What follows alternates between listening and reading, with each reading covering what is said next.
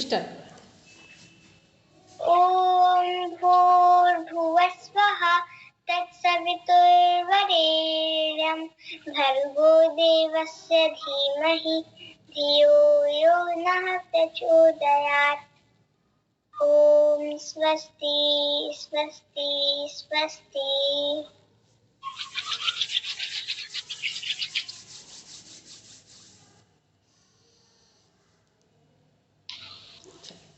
सभी को प्रणाम।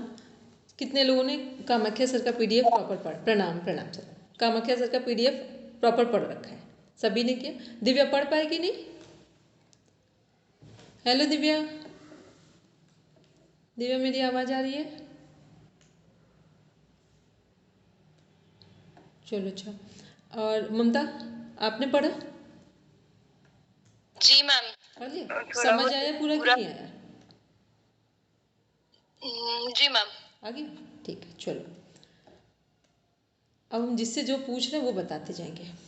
हमारे योग अंतराय कितने हैं बोलेंगे मोनिका मैम। मैम 9 अंतराय हैं। कोई नाम याद है?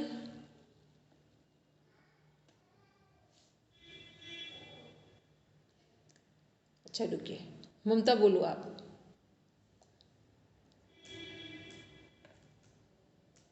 हेलो ममता, आवाज आ रही मेरी? जी मैम। हाँ बोलेंगे, जो भी याद हो योग अंतराय वो बोलो।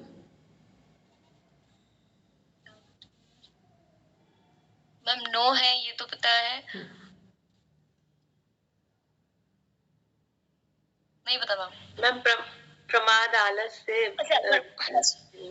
इसी में है। हाँ बोलेंगे मोनिका मैम, बोलिए बोलिए। मैम थोड़ा कंफ्यूजन है। प्रमाद कोई आलस बात से नहीं, ये जो आलब्ध भूमिकत्व ये सब इसी उसमें 9 अंतराय में ही है। अच्छा ठीक। अब बोलेंगे कालिंदी मैम, याद है? 9 बोलिए। व्याधि संयस आलस प्रमाद अविरति भ्रांति दर्शन अल्पत भूमिकत्व अनावस्थित। एक बार देखिए, 9 हो गए? Yes ma'am. व्याधि व्याधि ध्यान संयस आलस प्रमाद भ्रांति दर्शन अल्पत भूमिकत्व और अनावस्थित। अनावस्थित अल्पत भूमिकत्व अनावस्थित। चलिए बोलेंगे आद्या, जहाँ जहाँ कुछ मिस्टेक रह गई कंप्लीट करो। व्याधि ज्ञान संशय प्रमाद आलस्य अविरति भ्रांति दर्शन अलब्ध भूमिकत्व और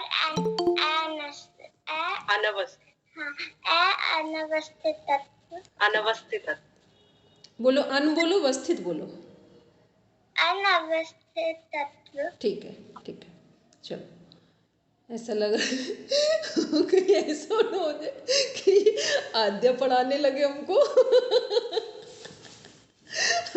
अपर्णा मैम आवाज आ रही है? चलिए, हम लोग बात कर रहे थे तो ये क्या थे, ये थे हमारे योग अंतराय। अच्छा दीदी आ रही है। अभी आद्या ने 9 योग अंतराय बताए, तो हमने कहा पढ़ना में ऐसा ना हो कि आद्या पढ़ाने लगे हमें को। नहीं तो अच्छी बात है दीदी। क्योंकि तो यात्रा पिछले जन्म से चल रही है। अच्छा चलो, अब आते हैं चित्त भूमि। बोलेंगे सब लोग, फटाफट हैंड रेस करते जाएंगे। चित्त भूमियाँ कितनी है बोलेंगे ममता? चित्त की भूमिया में 5 होती है। कौन कौन सी? मूड चित्त एकाग्र, मूड चित्त एकाग्र और मूड चित्त एकाग्र विक्षिप्त। हाँ। अपर्णा मैम बोलेंगे।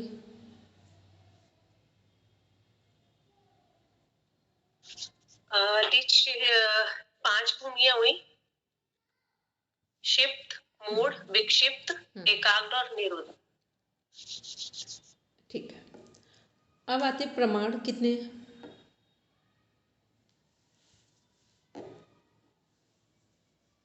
बोलेंगे मोनिका मैम। तीन प्रमाण हैं, प्रत्यक्ष, आगम, प्रत्यक्ष, अनुमान, आगम। ठीक है। और चित्त वृत्ति कितनी है संख्या में? दिव्या बोलेंगे।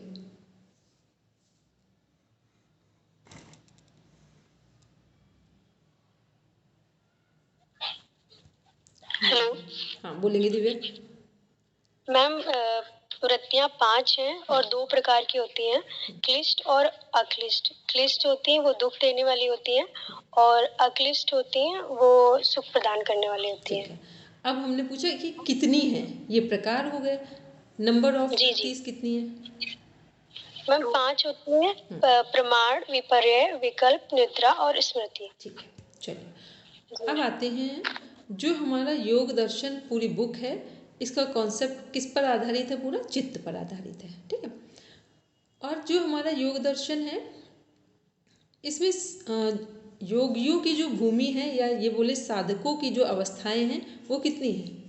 वैसे भी नॉर्मल भी योग दर्शन में सभी जगह होती है, तो कितनी कैटेगरीज में साधकों को डिवाइड किया गया है? जो योगाभ्यासी हैं या योगी हैं, उनको कितनी भूमियों में कैटेगराइज किया गया है? बोलेंगे कल मैम 3, कौन कौन सी? अधम, निम्न और उच्च। करेक्ट कौन करेगा? मोनिका मैम बोलेंगे।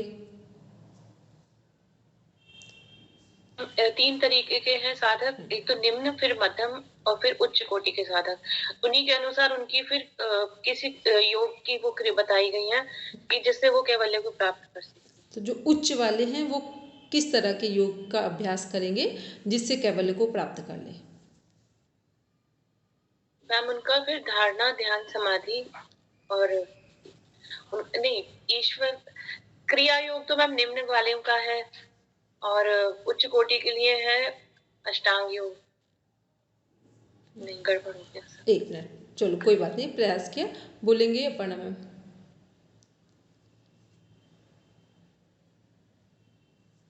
निम्न वालों के लिए अष्टांग योग है, और उच्च कोटि के साधकों के लिए मध्यम कोटि वालों के लिए क्रिया योग है, जिसमें तप, स्वाध्याय और ईश्वर प्रणिधान आएगा। ठीक है। और उच्च कोटि वालों के लिए मिस हो रहा है। नहीं, सही बोला, ये 2 सही बोले आपने, 2 सही बोले। मैम लास्ट ईश्वर प्रणिधान। जो हमारे प्रथम कोटि के साधक हैं उनके लिए कौन सा अभ्यास होगा?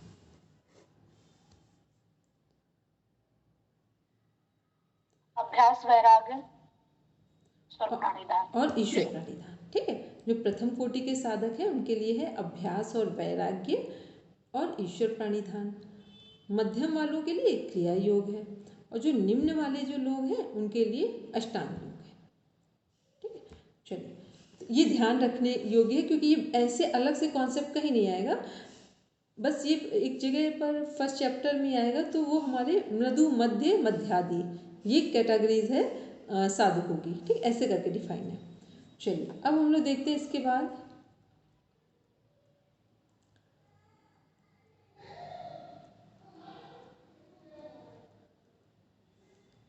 अभी हम लोग ने लास्ट पढ़ा था, सब अपनी अपनी बुक भी अपने पास रखेंगे।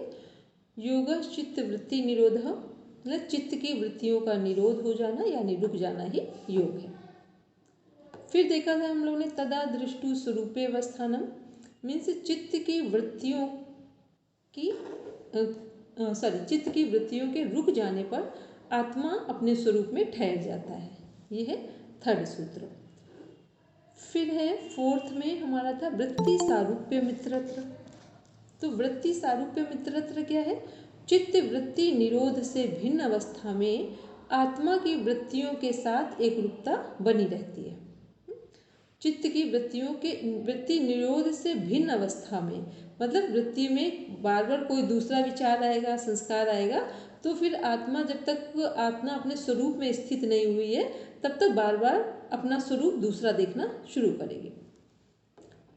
अब वो क्यों ऐसा कर रही है? क्योंकि आत्मा का स्वरूप वृत्तियों के अनुसार क्यों बदल रहा है? क्योंकि आत्मा अपने स्वरूप में स्थित नहीं है। तो चित्त में जो इमेज पड़ रही है तो कई बार वैसा ही हम खुद को समझने लगते हैं। फिर है वृत्तयः पंचतयः क्लिष्टः क्लिष्टा। इसका मीन्स हुआ चित्त में उठने वाली वृत्तियां 5 प्रकार की हैं, जो कि क्लिष्ट और अक्लिष्ट होती हैं। क्लिष्ट यानी दुख देने वाली, अक्लिष्ट यानी सुख देने वाली। इसके बाद है प्रमाण विपर्य विकल्प निद्रा स्मृति। मन में उठने वाली वृत्तियां प्रमाण विपर्य विकल्प निद्रा व स्मृति है, 5 है। फिर हमने पढ़ा था प्रत्यक्ष अनुमान आगम प्रमाणानि। प्रत्यक्ष अनुमान और आगम नामक वृत्तियां प्रमाण के अंतर्गत आती है। फिर देखा था हमने विपर्यो मिथ्या ज्ञानम मत दुर्प्रतिष्ठम। विपर्य मिथ्या ज्ञान है क्योंकि वह पदार्थ के स्वरूप में प्रतिष्ठित नहीं होता है। रस्सी को सांप समझ लेना और सांप को रस्सी समझ लेना, यह है विपर्य मिथ्या ज्ञान। रस्सी को सांप समझेंगे तो भी ये हानिकारक है हमारे लिए, और रस्सी को यदि हम और सांप को यदि रस्सी समझेंगे तो भी हमारे लिए हानिकारक होगा। तो रस्सी को रस्सी समझें और सांप को सांप समझें, ये ज्ञान है। और मिथ्या ज्ञान है एक दूसरे के विपरीत ज्ञान समझ लेना, वो मिथ्या ज्ञान है। फिर है शब्द ज्ञानानुपाती वस्तु शून्य विकल्प। शब्द से उत्पन्न ज्ञान का अनुगमन करने वाली ऐसी चित्तवृत्ति जो विषयगत वस्तु के अस्तित्व से रहित होती है। जैसे इसमें उदाहरण दिए हुए हैं, लेकिन ये उदाहरण हमको समझ नहीं आते हैं। आकाश के फूल बोलते हैं ना, ऐसे बोल देते हैं लोग, लेकिन इसका सबसे अच्छा उदाहरण है, वो सबको समझेंगे। सूरदास जी का उदाहरण हम लेते हैं जो ऑल द बेस्ट उदाहरण है, और भी बहुत सारे हैं लेकिन सरल है समझने में। देखो, जब हमारे पास कुछ नहीं है, मान लो अभी हम लोग यहाँ बैठे हैं, खाली बैठे हैं, घर पे कोई नहीं है। अब हम ये भी सोच सकते हैं कि हमारा भविष्य बहुत अच्छा होगा, और ये भी सोच सकते हैं कि हमारा भविष्य बहुत खराब होगा। ये भी सोच सकते हैं कि हम को जॉब मिल भी जाएगी, ये भी सोच सकते हैं नहीं भी मिलेगी। जॉब मिल भी जाएगी, जॉब छूट भी जाएगी। मतलब कुछ भी हम अच्छा भी सोच सकते हैं, बुरा भी सोच सकते हैं, है कुछ भी नहीं। क्या है? शब्द शून्य है यहाँ पर, कोई अब शब्द है ही नहीं, कोई सब शून्य है। अब विकल्प का मीन्स होता है एक तरह की कल्पना। जब कल्पना ही करनी है तो कल्पना अच्छी करेंगे। अब इसको बहुत ध्यान से समझ लें कि कल्पना यदि साकार स्वरूप ले ले, जितने भी दुनिया में आविष्कार हुए हैं, बड़े से बड़ी योजनाएं सफल हुई हैं, वो किसके आधार पर सफल हुई है? कल्पना के आधार पर। ठीक, पहले हर व्यक्ति एक कल्पना करता है, लेकिन कल्पना साकार कब होती है? जब कल्पना को वैज्ञानिकता पूर्ण ढंग से एक दिशा मिल जाती है, तब कल्पना साकार हो जाती है। यदि कल्पना में विज्ञान नहीं जोड़ा जाएगा तो कल्पना कल्पना बनकर ही रह जाएगी। तो कल्पना में क्या है? कल्पना को जब वैज्ञानिक स्वरूप दे दिया जाता है तो कल्पना अपना स्वरूप साकार और एक सही दिशा में अपना आकार बदल लेती है। तो जितना कुछ भी हम अपने जीवन में अच्छा करेंगे वो सब हमारी कल्पना है। ये जो सृष्टि देख रहे हैं, ये किसकी कल्पना है? ये जो सृष्टि यूनिवर्स है, किसकी कल्पना है? ब्रह्मा जी की कल्पना है। ठीक है। और कहा जाता है कि किसके द्वारा हम अपना जीवन बदल सकते हैं? अपनी कल्पना के द्वारा, क्योंकि कल्पना ही विचार का स्वरूप ले लेगी। तो कुछ भी है, कल्पना को ही यदि हम संकल्प में बदल दें तो वही कल्पना साकार स्वरूप ले लेगी। और कल्पना को हम सेक चिल्ली की भाषा में समझें कि थोड़ी देर ये बात सोची, थोड़ी देर वो बात सोची, थोड़ी देर ये भी कर लेंगे, वो भी कर लेंगे, ऐसा करना वैसा करना, कहीं नहीं पहुँचेंगे आप। ठीक है। तो कल्पना का मीन्स हुआ कि कल्पना यदि हम निरर्थक करेंगे तो वो हमारे जीवन को पतन की ओर ले जाने वाली होगी। ठीक, भयभीत करने वाली होगी, कमजोर करने वाली होगी। और कल्पना यदि हम साकार करें, केवल एक अस्वस्थ व्यक्ति इतना सोचना शुरू कर दे कि हम अति शीघ्र स्वस्थ हो रहे हैं या हो जाएंगे। आप देखना, डॉक्टर की दवा तो बाद में काम करेगी, पहले उसकी ये कल्पना उसके जीवन पे काम कर जाएगी। कोई भी रिश्ता कितना भी बिगड़ा हुआ क्यों ना हो, केवल कल्पना में ही उसको आप ताकत दे सकते हैं यदि आप उस रिश्ते को बनाना चाहते हैं। ठीक, तो ये क्या है? ये कल्पना अपना एक स्वरूप लेती है। अब कोई बहुत तरतीब प्रारब्ध है तो वहाँ क्या होगा कि वहाँ हम अच्छी कल्पना करेंगे तो तरतीब प्रारब्ध है, मान लो हमें उससे नेगेटिविटी ही मिलनी है तो भी हमें उसको सहन करने की क्षमता मिल जाएगी, सहन करने की सकारात्मक ताकत मिलेगी कि जरूर हमारे जीवन में कोई ऐसा गलत काम हुआ है जिसके कारण ये रिजल्ट हमको मिल रहा है। मतलब ऐसा नहीं हो सकता है कि आप सही विचार करें और फिर भी आपका जीवन दुखी हो, ऐसा कभी नहीं हो सकता है। थोड़ी देर हो सकता है लेकिन दुख को आप स्वीकार कर ले जाएंगे। तो कल्पना क्या है कि कल्पना ही जितने भी आविष्कार होते हैं, जितने भी बड़े से बड़े कार्य होते हैं वो सब कल्पना के आधार पर ही किए जाते हैं। तो और जब हम लोग रिसर्च की बात करते तो वहाँ कल्पना क्या है, जैसे ही कल्पना विज्ञान का स्वरूप लेगी सभी चीज़ें शोध बन जाएंगी। कल्पना में वैज्ञानिकता समाहित होने पर शोध का विषय बन जाएंगे, सब रिसर्च का विषय बन जाएंगे। अब आते हैं कल्पना को योग दर्शन के फॉर्म में कन्वर्ट करते हैं कि यहाँ सूरदास जी का उदाहरण इसलिए लिया है कि सूरदास जी जन्मान उन्हें दिखाई नहीं देता है और उन्होंने भगवान कृष्ण के बाल स्वरूप का ऐसा वर्णन किया है दोहों में अपने कि जो श्रृंगार भगवान का किया जाता है आज भी मंदिरों में, ऐसा लगता है कि भगवान का श्रृंगार देखकर उन्होंने दोहों की रचना की है। ठीक, और उसी के द्वारा उन्होंने परमात्मा को पूरा पा लिया, प्राप्त कर लिया, जिसे आत्मज्ञान बोलते हैं, ब्रह्म ज्ञान बोलते हैं। तो कल्पना ऐसी भी थी कि आंखें भी नहीं थी और इसका अभी एक जीवंत उदाहरण है जो रामभद्राचार्य जी हैं। ठीक है, पता है ना, अयोध्या का मंदिर का मुद्दा किसके द्वारा जीता गया है? रामभद्राचार्य जी के द्वारा। जिनको दिखाई नहीं देता है उन्होंने ग्रंथों के माध्यम से प्रमाणित किया था कि यहाँ पर राम जी का मंदिर या राम जी की अयोध्या नगरी रही है। सुप्रीम कोर्ट से मुकदमा केवल रामभद्राचार्य जी के आधार पर जीता गया। ठीक, जो 2023 में चल रहा था कि हिंदू राष्ट्र बनाना, ठीक, वो उन्हीं के ऊपर चल रहा है। वो पहले ऐसे पर्सन हैं संस्कृत और वेद के फील्ड में जिन्होंने पहली बार में JRF किया हुआ है। ठीक है, मतलब ये हम इसलिए बोल रहे हैं कि ये आप सोचो कि जिनको दिखाई नहीं दे रहा है वो किस तरह, कहाँ तक उनका विकास हो चुका है। तो ये क्या, ये कल्पना ही है कि जब हम श्रेष्ठ कल्पना करते हैं तो योग दर्शन की भाषा में मोक्ष और कैवल्य को भी प्राप्त कर सकते हैं। बस सिंपल सा दर्शन में ये है। और विज्ञान में है, बड़े से बड़े जितने भी आविष्कार हैं वो सब कल्पना के माध्यम से ही होते हैं, जब कल्पना में विज्ञान समाहित हो जाता है। तो फिर वही आविष्कार का, शोध का स्वरूप ले लेते हैं। तो क्लियर हो गया कल्पना क्या है। कल्पना हमारी कैसी है, जो यहाँ पर है देख रहे थे हम लोग। विकल्प जो है, विकल्प का अर्थ कल्पना है। तो विकल्प क्या है, विकल्प हमारा कैसे, दो तरह का है। एक हमारा सुख देने वाला भी हो सकता है और एक दुख देने वाला भी हो सकता है। तो सुख देने वाला होगा तो हम अच्छी कल्पना करेंगे तो हमें श्रेष्ठ रास्ता मिल जाएगा और योग दर्शन की भाषा में हम मोक्ष कैवल्य को प्राप्त कर सकते हैं। और कल्पना यदि हमारी गलत डायरेक्शन में होगी तो वो दुख देने वाली होगी। फिर देख रहे हैं हम लोग अभाव प्रत्यालंबना वृत्तिर निद्रा, मीन्स जागृत और स्वप्न के अभाव की प्रतीति का आश्रय करने वाली चित्त वृत्ति निद्रा कहलाती है।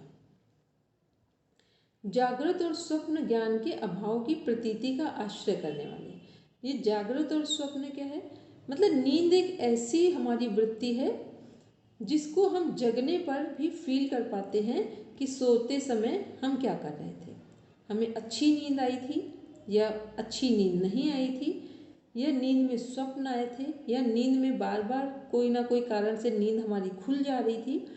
तो ये सब क्या है, मतलब सभी वृत्तियों में तो केवल सुख और दुख है। ये एक ऐसी वृत्ति है जिसको हम जगने के बाद महसूस कर पाते हैं कि नींद में हमने क्या फील किया था। तो इसलिए ये वृत्ति बहुत विशेष काउंट की जाती है पांचों में से। तो जब यदि हमें अच्छी नींद आई है तो कौन सी वृत्ति हो जाएगी, क्लिष्ट या अक्लिष्ट? अक्लिष्ट। अक्लिष्ट। और नींद हमें खराब आई है, या ये बोले कि बार बार नींद हमारी खुल जा रही थी, बार बार स्वप्न आ रहे थे, तो ये कौन सी नींद हुई, क्लिष्ट हुई। ठीक, क्योंकि इसमें ये ध्यान रखना है बार बार कि वृत्ति जो है वो क्लिष्ट कैसे हो रही है और अक्लिष्ट कैसे हो रही है। जो 5 हमारी वृत्तियां हैं वो क्लिष्ट और अक्लिष्ट को उदाहरण के साथ में याद रखना है। तो ये क्या है, अब इसको देखते हैं कि यदि यही जो हमारी, जब हमें अच्छी नींद नहीं आ रही है तो ये क्लिष्ट है। तो अच्छी नींद आए उसके लिए हम लोग योग में क्या करेंगे, योग में क्या सपोर्ट मिलेगा कि अच्छी नींद आए हमें?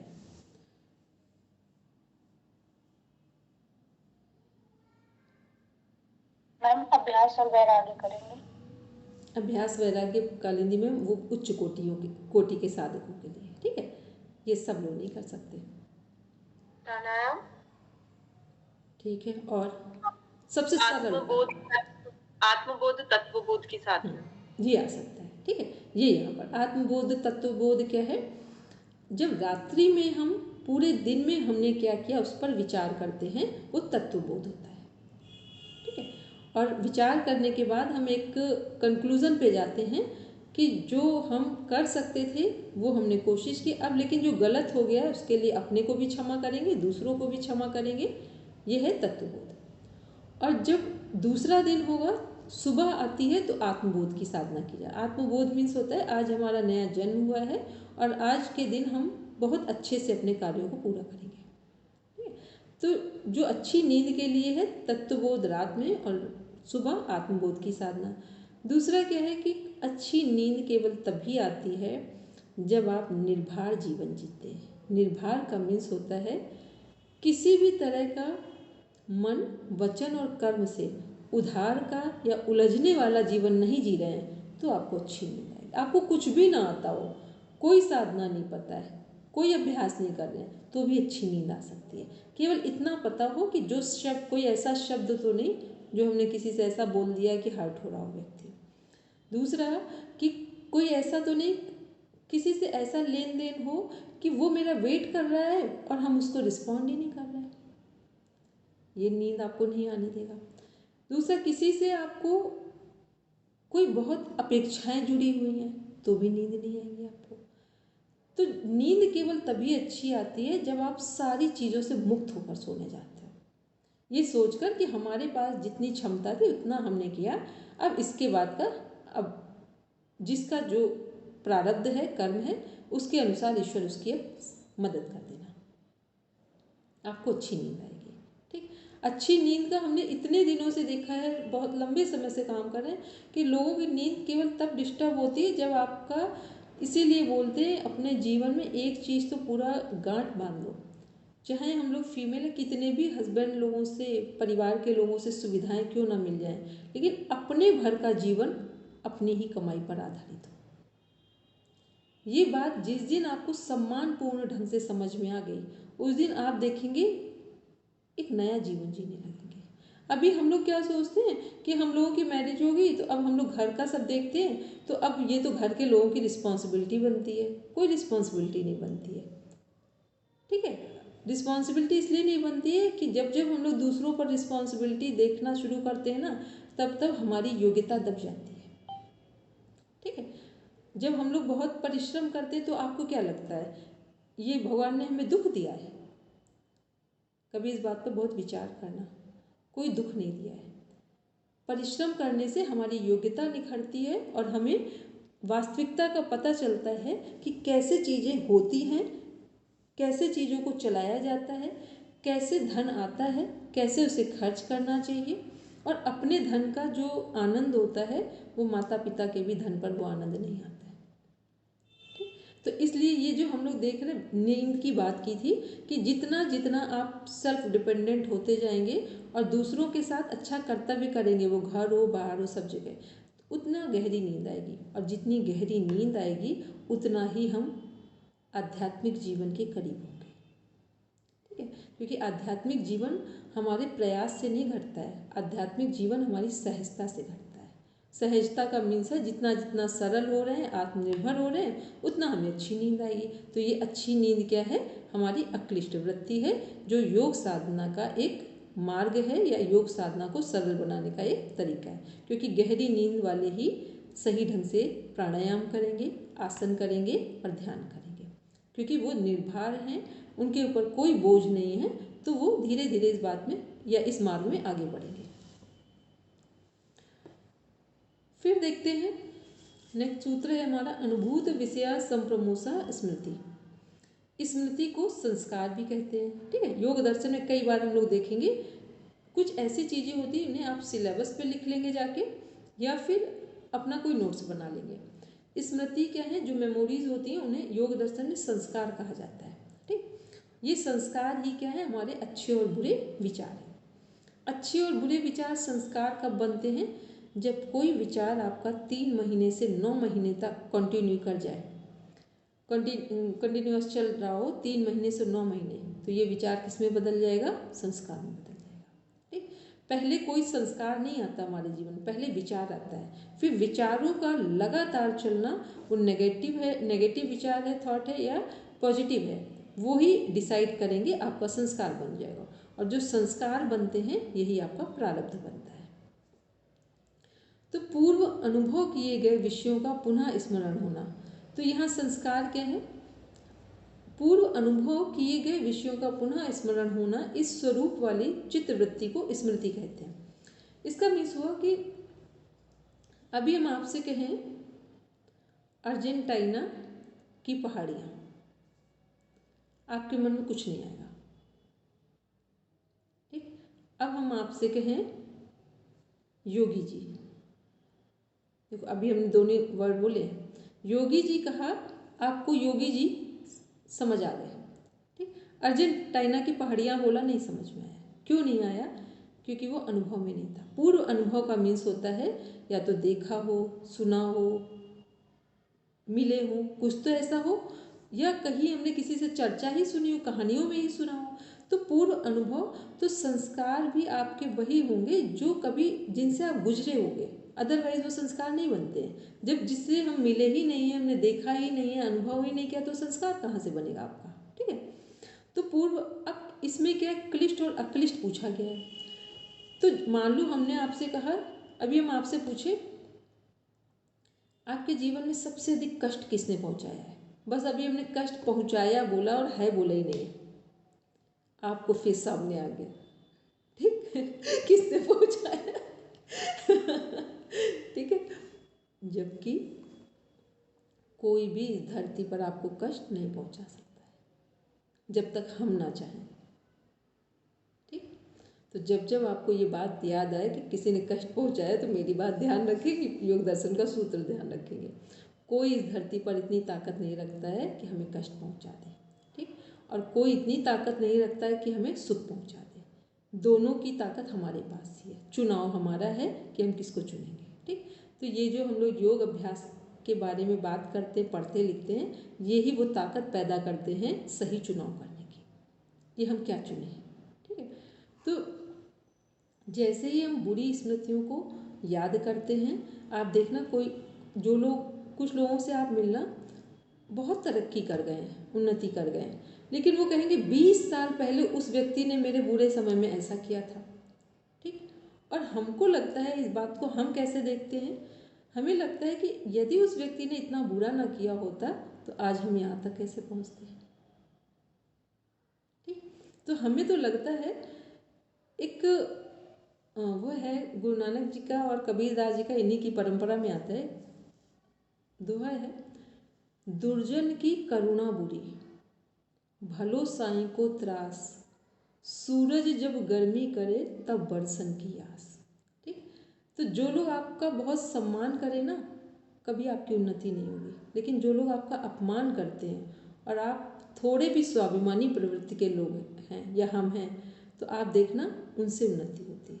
तो इसलिए कहा जाता है कि दुर्जन लोगों की करुणा भी बुरी है और सज्जन लोगों का मतलब बुरे से बुरा व्यवहार भी अच्छा है।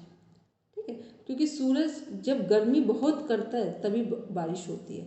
तो ये इसलिए है कि जो भी लोग, क्योंकि हम लोग ये पढ़ रहे हैं, ये इसलिए नहीं पढ़ रहे हैं बस पास होके बाहर चले जाएंगे। ठीक है, ये इसलिए पढ़ रहे हैं कि यही हम अपनी हीलिंग भी करते जा रहे हैं, कि जितने भी, जब भी हम याद करें, तो जो सबसे बुरा वक्त हो जीवन का, उसको भी याद करके धन्यवाद दें कि इस बुरे वक्त के कारण ही हम यहाँ खड़े हैं। ठीक है, तो यही क्लिष्ट वृत्ति किस में बदली? अक्लिष्ट में बदली। और जब जब हम अक्लिष्ट वृत्ति को भी, मतलब अच्छा समय है, कल मेरे पास 10 रुपये नहीं थे, परेशान थे, आज 10 लाख रुपए हैं, लेकिन आज हम 10 लाख होने के बावजूद भी 10 रुपये के याद करके आंसू निकल जा रहे हैं, तो इसका मतलब है कि अक्लिष्ट ईश्वर ने हमें माहौल भी दिया, वृत्ति को पलट कर एक अवसर भी दिया, लेकिन फिर भी हम क्लिष्ट में ही जा रहे हैं। तो इसका अर्थ ये हुआ कि जब भी हमें बुरे से बुरा वक्त हो, उसके बाद जब हम कभी प्रोग्रेस कर जाएं तो अब उसको अच्छाई में कन्वर्ट करें कि उसके कारण हम यहाँ पर हैं। ठीक है, तो ये क्या है, क्लिष्ट और अक्लिष्ट को कन्वर्ट करने का भी तरीका है। कुछ लोग क्या करते हैं, वो एक साइको में सुना है ना कि एक बार पानी दिया गया, ठीक है, तो आधा गिलास पानी था, एक पूरी जो टीम का साइड था वो इसलिए दुखी हो गए, उन्होंने इतनी प्यास लगी थी, पानी भी मिला तो आधा गिलास मिला। दूसरी साइड की जो टीम थी उन्होंने इतना धन्यवाद दिया कि पानी बिना पिए उनकी प्यास बुझ गई। उन्होंने कहा, ईश्वर हमको तो लग रहा था 2 बूंद मिल जाए कि मेरे जान आ जाए, और आधा गिलास पानी मिल गया है। तो वो कह रहे थे कि पानी देखकर प्यास बुझ गई है। तो इसका मेन समझ है, यही जीवन है। किसने जीवन को कैसे देखा है, यही ये सब क्या है, ये हमारे नज़रिए पर डिपेंड करता है कि हम क्या चुनाव करेंगे। तो ये जो स्मृति है, ये अच्छी यादें हमारे जीवन में अक्लिष्ट वृत्ति का काम कर रही हैं, जो योग साधना से संभव है। बुरी जो यादें हैं वो हमारे जीवन को दुख देने वाली हैं, लेकिन उन्हें भी हम सुख में कन्वर्ट कर सकते हैं। ठीक, तो ये था हम लोगों का जो हमारी 5 वृत्तियां थी उनके बारे में, और उनके जो प्रकार थे क्लिष्ट और अक्लिष्ट, उनको हम लोगों ने समझा। यही वृत्तियां क्या हैं, जो हमारी डेफिनेशन है योगश्चित्त वृत्ति निरोधा, वहाँ पर क्या काम कर रही थी कि सभी चित्त की वृत्तियों का क्या करना है, चित्त की जो सभी वृत्तियां उनका निरोध करना है। तो अब निरोध किसका किसका होगा, क्लिष्ट का भी होगा और अक्लिष्ट का भी होगा। ठीक, यदि हमें सामान्य अच्छा जीवन चाहिए तो हमें क्या करना है, सभी क्लिष्ट वृत्तियों को अक्लिष्ट में कन्वर्ट कर दे।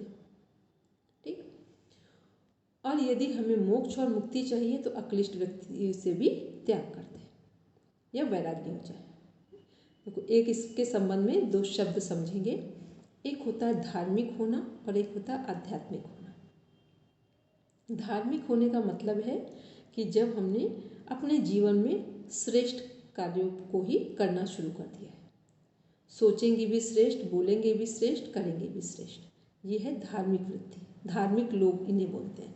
धार्मिक और आध्यात्मिक के बीच का अंतर क्या है वो बोल रहे हैं। ठीक, आध्यात्मिक का मीन्स होता है जब हम अच्छे और बुरे दोनों से मुक्त हो गए, ये है मोक्ष और मुक्ति का नाम। तो जब भी कोई मोक्ष और मुक्ति प्राप्त करता है उन्हें बोलते हैं आध्यात्मिक लोग।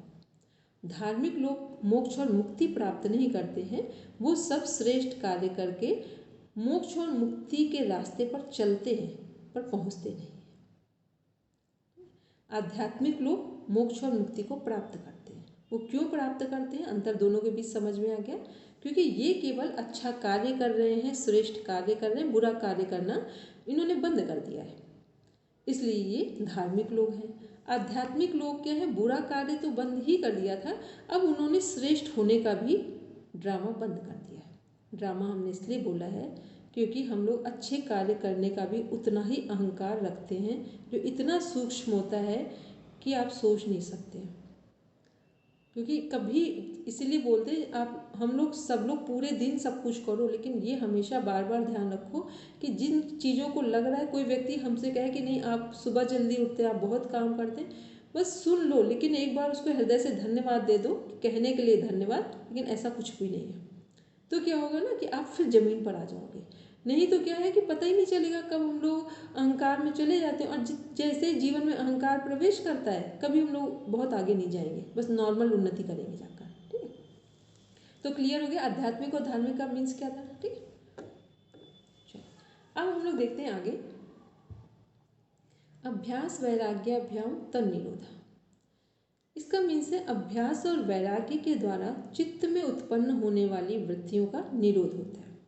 अब ये किसके लिए अभ्यास वैराग्य आया है, उत्तम कोटि के साधकों के लिए, जो सबसे श्रेष्ठ साधक हैं, या ये कह दें कि जिनका अब ये जन्म केवल और केवल किसके लिए है, मोक्ष को प्राप्त करने के लिए।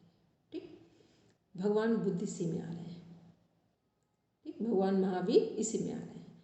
भगवान बुद्ध को इसलिए समझना आसान है क्योंकि वो चक्रवर्ती सम्राट के लड़के हैं, बेटे हैं, ठीक है।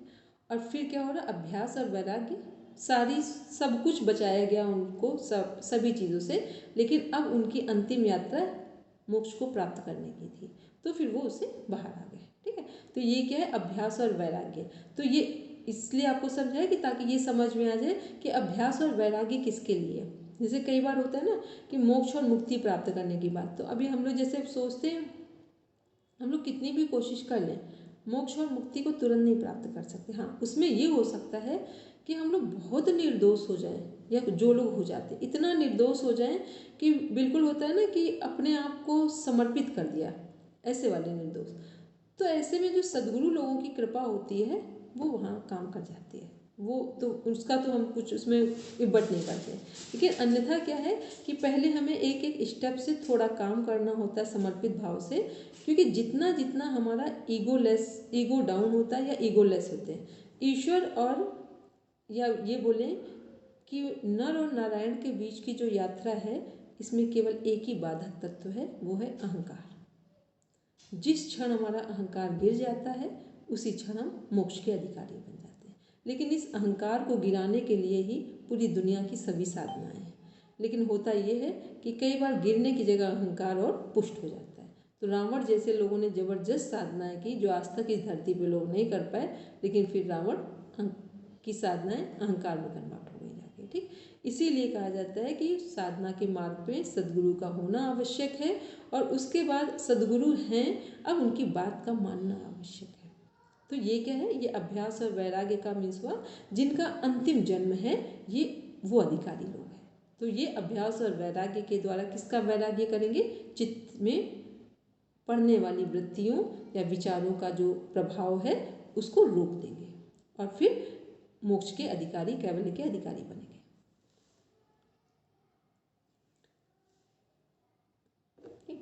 अब अपनी अपनी बुक ओपन करते हैं।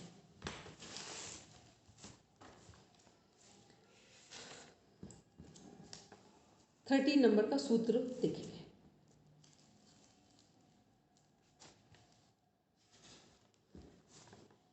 चलो, इसमें देख रहे हैं हम लोग, तत्र स्थितो यत्नो अभ्यासा। इसका मीन्स हुआ उन दोनों में से चित्त की स्थिरता के लिए जो प्रयत्न करता है वह अभ्यास है। अच्छा, एक बार देख लेते हैं अभ्यास और वैराग्य क्या है। व्याख्या पढ़ेंगे रचना जी, इनका अर्थ देखते हैं। अभ्यास और वैराग्य के द्वारा चित्त में उत्पन्न होने वाली वृत्तियों का निरोध होता है। चित्त की वृत्तियों का सर्वथा निरोध करने के लिए अभ्यास और वैराग्य, ये दो उपाय हैं। चित्त वृत्तियों का प्रवाह परंपरागत संस्कारों के बल से सांसारिक भोगों की ओर चल रहा है। उस प्रवाह को रोकने का उपाय वैराग्य है, और उसे कल्याण मार्ग में ले जाने का उपाय अभ्यास है। ठीक है, एक एग्जाम्पल देते हैं कि मान लो सुबह 6 बजे क्लास अटेंड करनी है, ठीक है। तो हम लोगों का अभ्यास नहीं है कि सुबह 6 बजे उठें, फिर हम लोग क्लास के लिए बैठे, मौसम ठंडा है। तो सबसे पहले हम लोग क्या कर रहे हैं, क्या लिखा हुआ इसमें कि चित्त वृत्तियों का प्रवाह परंपरागत संस्कारों के बल से सांसारिक भोगों की ओर चल रहा है। तो हमारी मान लो देर से उठने की हैबिट है, तो सबसे पहले क्या करना है कि हम अपनी हैबिट को थोड़ा सा जल्दी उठने की बनाएंगे ताकि हम क्लास अटेंड कर लें। या ये सोचिए कि यदि हम क्लास अटेंड करना चाहते हैं तो हमें थोड़ा जल्दी उठना पड़ेगा। तो ये सबसे पहला क्या है, ये हमने क्या किया है, चित्त जो संसार की तरफ जो वृत्तियों का प्रवाह चल रहा था उसको हमने रोकने का उपाय किया। तो जब हम किसी चीज़ को रोक रहे हैं तो हमने वैराग्य किया है। वैराग्य किसका किया है, समझदारीपूर्ण देर से उठने का किया है, ठीक। समझदारीपूर्ण हमने क्या किया है कि देर से उठने का हमने वैराग्य किया है कि अब हमें जल्दी उठना है। तो पहले हमने वैराग्य किया, फिर क्या किया, उसे कल्याणकारी मार्ग में ले जाने का उपाय अभ्यास है। फिर हमने 6 बजे उठकर नियमित योग की प्रैक्टिस की। तो ये क्या हो गया, ये अभ्यास हो गया। क्लियर हो गया वैराग्य और अभ्यास का मीन्स क्या है, ठीक है। पहले वैराग्य जो हमारे जीवन में बाधक तत्व है उससे दूर आना, वैराग्य हो गया। फिर जब हमने जिस समय को या जिस चीज़ से हमें वैराग्य हुआ है, अब उसे कोई दिशा भी देनी पड़ेगी। ठीक है, तो दिशा देंगे तो वो हो गया अभ्यास। ठीक है, अभी कोई डाउट तो नहीं किसी का? नहीं, चलिए अब हम लोग नीचे देख रहे हैं, तत्र स्थितो यत्नोऽभ्यासा। इसका मीन्स हुआ उन दोनों में से, अब एक मिनट रुकेंगे, उन दोनों में से चित्त की स्थिरता के लिए जो प्रयत्न करना है वह अभ्यास कहलाता है। तो व्याख्या है कि जो स्वभाव से ही चंचल है, ऐसे मन को किसी एक ध्येय में स्थिर करने के लिए बारंबार चेष्टा करते रहने का नाम अभ्यास। तत्र स्थितो यत्नोऽभ्यास। अब उस स्थिति के लिए लगातार हम लोग जो अभ्यास करेंगे वही अभ्यास हो जाएगा हमारा। लेकिन वो स्थिति कौन सी है? तो स्थिति क्या है? स्थिति के लिए एक ध्येय होना चाहिए। ध्येय का मीन्स होता है लक्ष्य होना चाहिए, एम। ध्येय का मीन्स है, यदि आप सुबह आपने अपनी नींद का से वैराग्य किया है, नींद का त्याग किया है, तो त्याग करने के बाद उसका उपयोग कहाँ करेंगे? तो उसके लिए भी तो कुछ होना चाहिए। तो ध्येय आपने क्या बनाया है कि सुबह हम 6 बजे उठकर योग की प्रैक्टिस करेंगे, ये आपने ध्येय बनाया। और क्यों करेंगे? क्योंकि हम शारीरिक मानसिक रूप से स्वस्थ होना चाहते हैं। ठीक है, क्लियर है कि ध्येय होगा तो हम अभ्यास करेंगे। लेकिन ध्येय क्या होगा? ध्येय का अर्थ भी तो हमें पता होना चाहिए, ध्येय है क्या हमारे जीवन में। अच्छा, एक चीज बताएंगे, त्याग और वैराग्य में क्या अंतर है?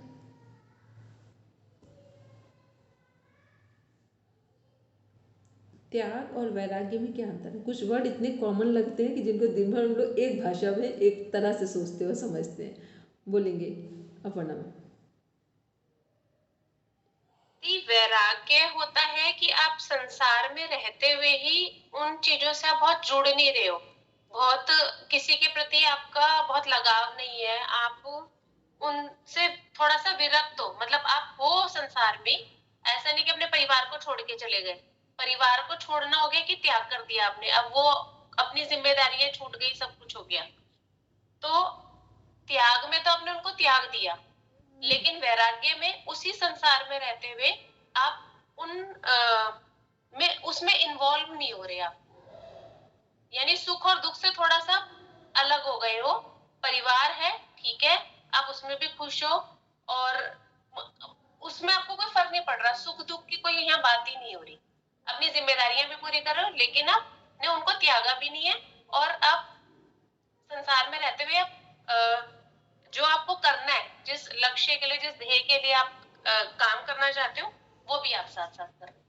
ठीक है, देखो यहाँ पर क्या कॉमन है वो समझते हैं। त्याग और वैराग्य में अपर्णा में हमने बोला वो भी सटीक आंसर था। ठीक, दूसरा क्या आंसर इसका है कि जो हमारा त्याग है, त्याग में हम थोड़ा एक प्रेशर के साथ त्याग करते हैं। कई बार होता है ना कि हमें बहुत बुरा लगा, हमने उस चीज़ को छोड़ दिया। ठीक, त्याग में हमेशा होता है, एक प्रेशर होता है, इंटरनल एक्सटर्नल। वैराग्य में एक समझ होती है। ठीक, वैराग्य में हमेशा समझ होती है, त्याग में समझ नहीं होती है। ठीक, इसीलिए वैराग्य जब होता है तो हमारे जीवन में योग साधना होती है, और त्याग होता है तब हमारे हृदय में घृणा, ईर्ष्या, द्वेष ये पनपते हैं। ठीक है, त्याग में कभी योग साधना घटित नहीं होती है, वैराग्य में योग साधना घटित होती है। क्योंकि जब आपने त्याग किया है, किसी चीज़ को छोड़ा है, किसी कारण से, मान लो कोई व्यक्ति आपको बहुत परेशान कर रहा, आप कुछ नहीं कर पाए, आपने उस व्यक्ति, वस्तु, परिस्थिति को छोड़ दिया, तो क्या आपके मन में योग साधना उत्पन्न होगी? नहीं होगी।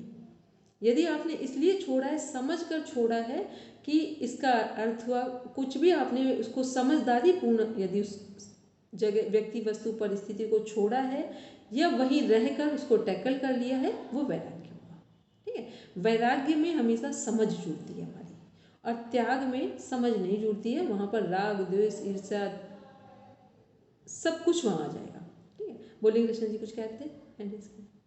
भीष्म पितामह त्यागी थे या विरागी थे? फिर उन्होंने जो पहले उन्होंने त्याग किया था, लेकिन वो उनका त्याग में एक बहुत बड़ा आत्मग्लानि थी। उनको लग रहा था कि हमने इनका अन्न ना खाया होता तो हमें इस अधर्म का साथ ना देना पड़ता। वो परमात्मा के प्रति पूर्ण जागरूक थे।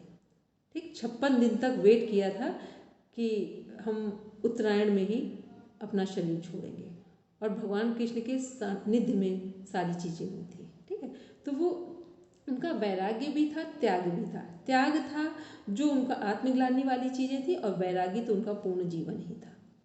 ठीक है, वो पूरा परमात्मा के प्रति, अपने जीवन के प्रति बिल्कुल संकल्पवान थे। बस एक गलती थी, इस महाभारत में केवल यही दिखाया गया, एक बार आप गलत का साथ देते हैं किसी भी कारण से, कहीं पर भी चूक हो जाए तो उसकी कीमत कितनी बड़ी चुकानी पड़ती है। ठीक, और उन्हीं राज दरबार में सबके बीच में एक पर्सन और थे, विदुर थे। ठीक, वो क्यों नहीं टच कर पाए, विदुर नीति पड़ी जाती है। ठीक है, तो इसका अर्थ हुआ कि ऊंचे जीवन जीने के लिए आप कितने महान हैं, कितने साधारण हैं, कितने बुद्धिमान हैं और कितने अनपढ़ हैं, ये मायने नहीं रखता है। ये मायने रखता है कि विषम परिस्थितियों में आप किसकी तरफ जाएंगे, निर्णय कौन सा लेंगे। ठीक है, तो ये सब चीज़ें भी बहुत मतलब एक बहुत ध्यान देने योग्य चीज़ें होती हैं। तो इसलिए भीष्म पितामह का त्याग थोड़ा है, उनका वैराग्य कहा जाएगा। ठीक है, क्योंकि वैराग्य इसलिए क्योंकि वो भगवान कृष्ण के प्रति अनन्य एक अपनी श्रद्धा रखते थे, तो वैराग्य इसलिए उनको वैराग्य में पहले कनेक्ट करेंगे, त्याग वाला पार्ट छोटा सा होगा। तो अब हम लोग इसी में एक सूत्र और देखते हैं, सतु दीर्घ काल निरंतराया सत्कारा सेवितो दृढ़। इसका मीन्स हुआ कि कोई भी साधना या जीवन में लक्ष्य प्राप्त करना हो तो 4 चीज़ों का ध्यान रखना है। दीर्घ काल, लंबे समय तक करें। दूसरा, निरंतर करें, कोई ब्रेक ना आए। तीसरा, सत्कार के साथ, श्रद्धा के साथ करें। चौथा, दृढ़ विश्वास हो कि जो हम कर रहे हैं उसका फल जरूर मिलेगा। अब आप अपने जीवन में हम सब लोग ध्यान से देखें, क्या हम लोगों ने अपने जीवन में कोई काम इन चारों को ध्यान में रखते हुए अभी तक पूरा किया है? यदि और जब किया होगा तो उसके फल आपको याद होंगे, और जब नहीं किया है तो वो भी याद होगा। ठीक है, क्योंकि ये चीज़ें अध्यात्म में भी घटित हो रही हैं और सामान्य जीवन में भी घटित हो रही हैं, कि ये चारों चीज़ें यदि एक साथ चल रही हैं तो आप समझना सफल हुआ।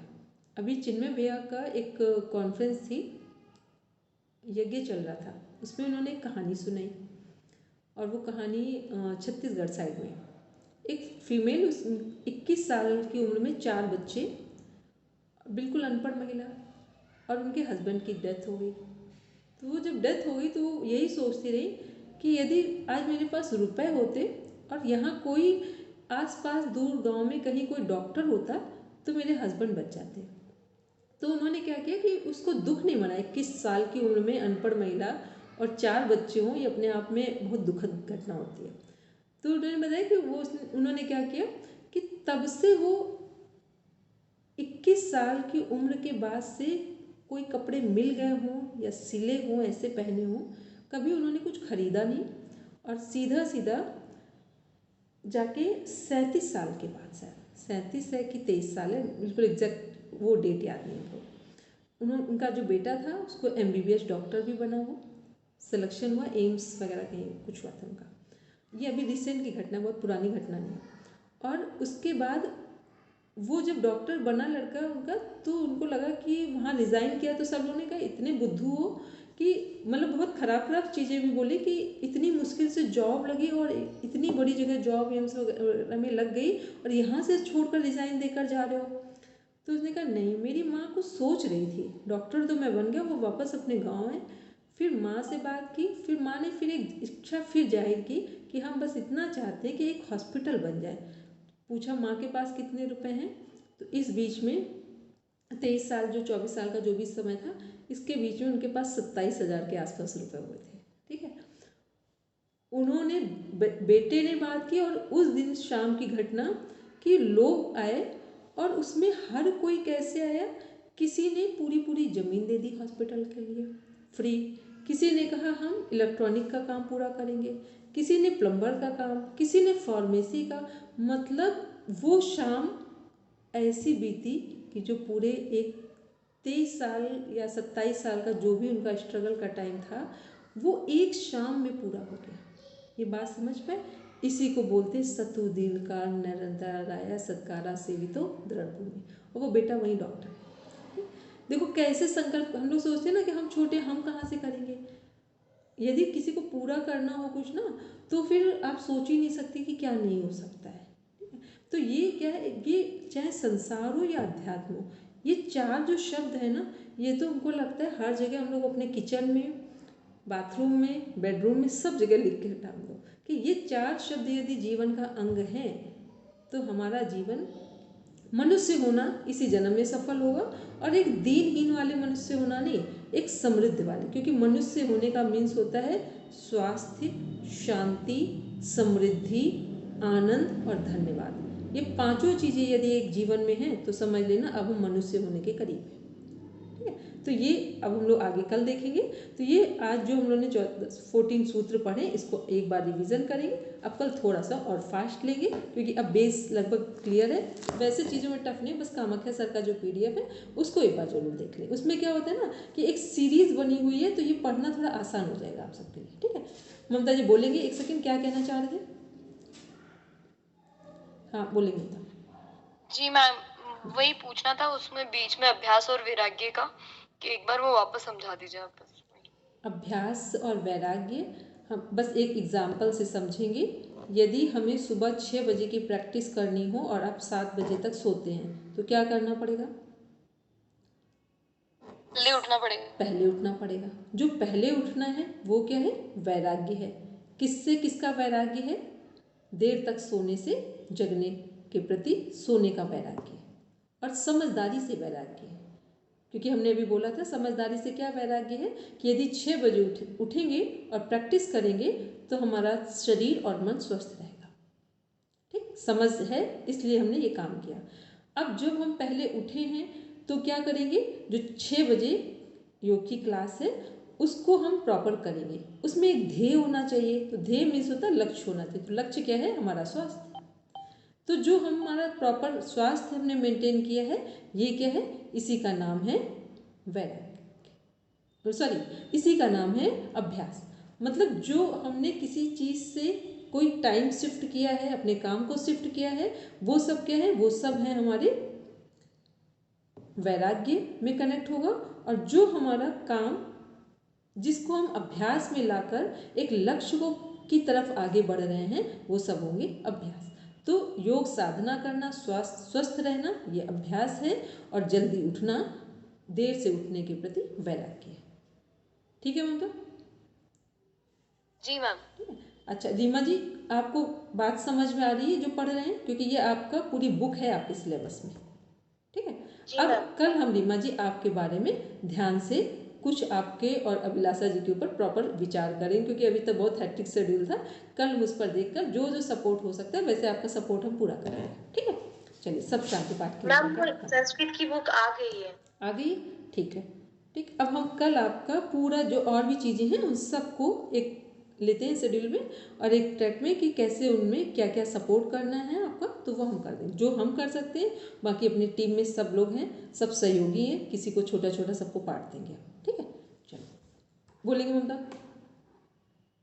मैम वो आपने बोला था सिलेबस वाला जो डिस्कशन वाला जो था वीडियो, वो शेयर करेंगे आप ग्रुप में? नहीं, हम नहीं करेंगे ममता। वो रचना जी, पूरे जब आपके पास आज से लेके कल तक टाइम हो तो आप क्या करेंगे, जो ये वाले वीडियोस थे जिसमें हमने कहते हैं ये सिलेबस समझाया था वो, और जो है इनको आप शेयर कर दें। कल तक आप दिन में दोपहर तक आप देख लें, जब भी टाइम हो तो ये आप कर देंगे। ठीक है ममता?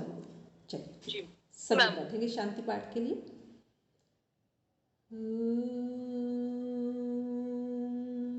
शांति शांति शांति सर्वारिष्ठसु शांतिर्भवतु। Now rub your palm, touch your eyes, then open your eyes. चलो सबको प्रणाम, शुभ रात्रि, बाय। जो लोग मिलेंगे शाम को ठीक है, नहीं तो सबको शुभ रात्रि।